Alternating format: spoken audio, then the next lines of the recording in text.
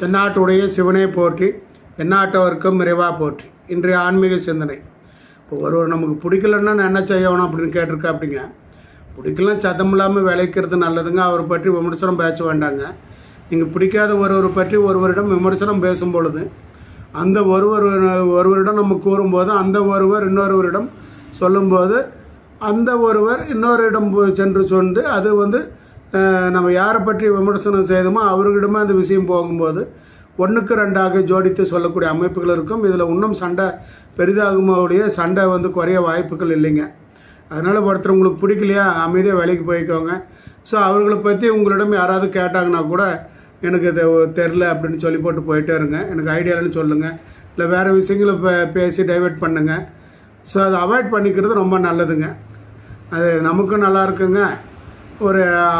அது கேட்டாலும் உங்களை பற்றி கேட்டனுங்க, அவர் ஒன்றும் சொல்லலைங்க அப்படின்னும் போது நம்ம மேலே ஒரு மதிப்பு இருக்குங்க.